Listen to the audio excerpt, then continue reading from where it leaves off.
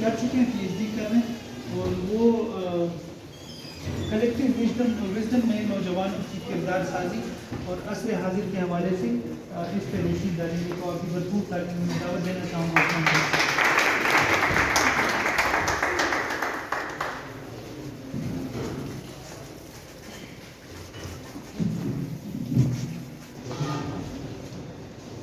بسم اللہ الرحمن الرحیم. سب سے پہلے تو میں شکریہ ادا کرتا ہوں NYA کا اور خصوصی طور پر KP گورنر سید محمد صاحب کا اور اس کے ساتھ معزز روشن محمد صاحب کا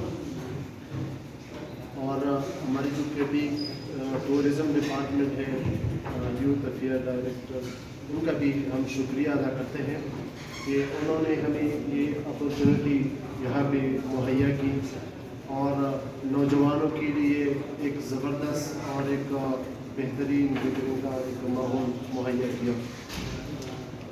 آج کل جو میرا ٹاپک ہے وہ ہے عصر حاضر اور نوجوان.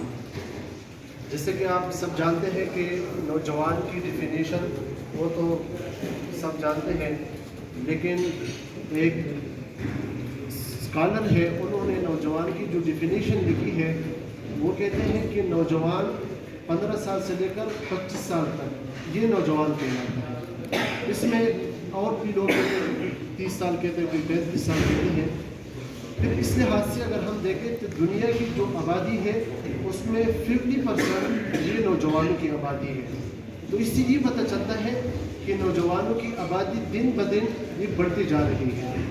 اور پھر اگر پاکستان کے اندر ہم دیکھیں تو پاکستان کے اندر پہلے تو 65% ابھی جو کہ اور بھی ہماری بڑھ گئی تو 68% تک یہ پہنچ چکی ہے الحمدللہ. یہی وجہ ہے کہ ہندوستان کا اگر تذکرہ کیا جائے تو نوجوانوں کا جو کنٹری ہے وہ پاکستان ہے الحمدللہ. قوت ترقی، نزول، عروج، فتح، شکست، یہ سب کی سب تمام چیزیں یہ نوجوانوں کے ہاتھوں میں ہوتے ہیں. کسی بھی ملک کی ترقی اور اس کی کامیابی کا راز وہ نوجوان ہی ہوتا ہے. اس میں نوجوانوں کا ایک بہت بڑا کلیدی کردار ہوتا ہے.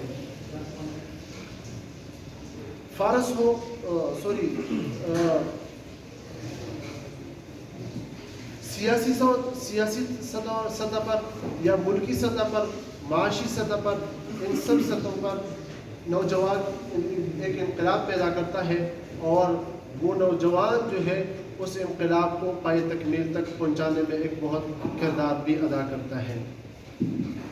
نوجوانوں کے لیے اس معاشرے کے اندر کن چیزوں کی ضرورت ہے؟ نوجوان تو بہت ہے، لیکن ہم چونکہ ایک لیڈرشپ اکیڈمی میں اپنا ایک وہ حاصل کر رہا ہے، تعلیم حاصل کر رہا ہے، تو ہم سب کو چاہیے کہ ان چیزوں کو ہم فالو کریں، جس کے اندر ہے اور بھی زیادہ کریں، اگر نہیں ہے تو اس کو فالو کریں اور وہ اپنے اندر ہم پیدا کریں. اس میں سے جو سب سے پہلی چیز ہے وہ معاشرتی کردار ہے.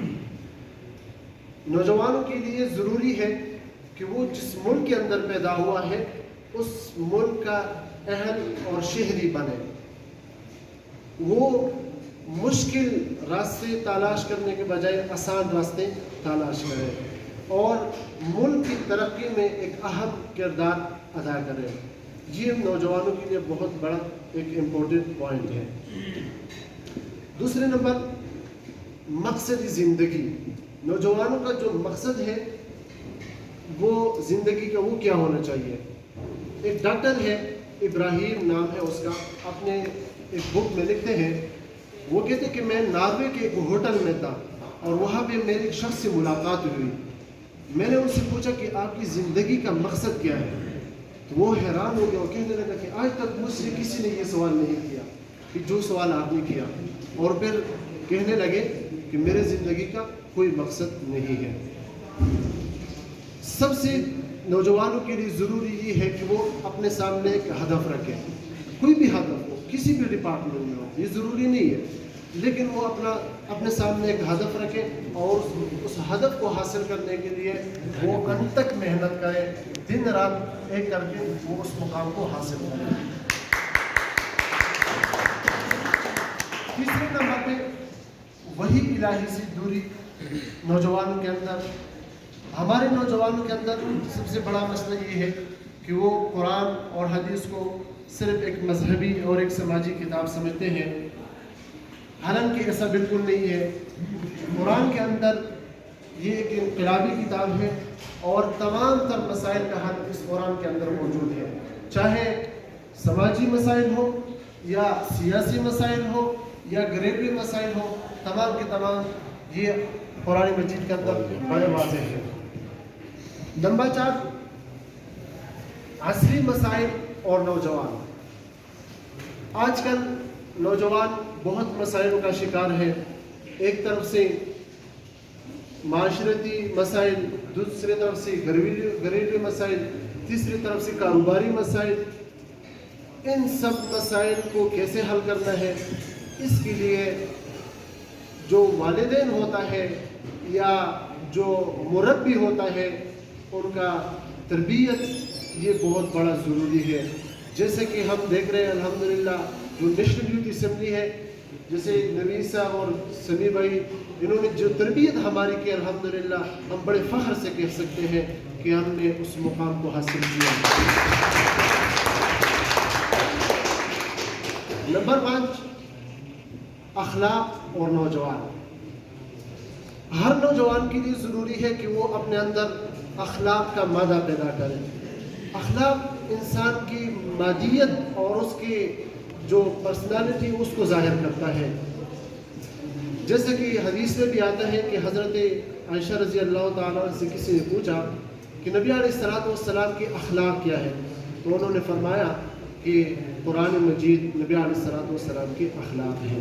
تو اس سے یہ پتہ چلتا ہے کہ انسان کے لیے اخلاق کا ہونا بہت ہی ضروری ہے۔ نمبر 6، اعتدال اور توازن۔ کوئی بھی کام ہو اس کو آپ کرنے لگے ہیں تو اس کے اندر اعتدال اور توازن کا ہونا بہت ہی ضروری ہے۔ اگر آپ اس کام کو شروع کر چکے ہیں تو ایک سٹیج پہ آپ پہنچ جائیں گے، لیکن اگر اس پہ توازن اور اعتدال نہیں ہے تو وہ گر جائے گا۔ اس لیے آپ سے ہر کام میں، چاہے رہن سہن ہے، اٹھنے بیٹھنے میں، بولنے میں یا کھانے پینے میں، ان سب چیزوں میں توازن اور اعتدال کا ہونا بہت ضروری ہے۔ نمبر 7، تعلیم اور تربیت۔ ہر نوجوان کے لیے ضروری ہے اور ان کے والدین کے لیے ضروری ہے کہ وہ اپنے اولاد کو ایک بہترین تعلیم اور تربیت فراہم کریں، کیونکہ تعلیم اور تربیت سے انسان کا پتہ چلتا ہے کہ یہ کس لیول کا بندہ ہے۔ نمبر 8، ناقص نظام تعلیم۔ ہمارے نوجوانوں کے اندر ناقص نظام تعلیم کا فقدان بہت ضروری ہے، اور ان کو چاہیے کہ یہ ناقص نظام تعلیم سے ہٹ کر ایک بہترین نظام اس کے اندر تعلیم حاصل کریں اور اس کے مستقبل کو روشن کریں۔ Thank you so much.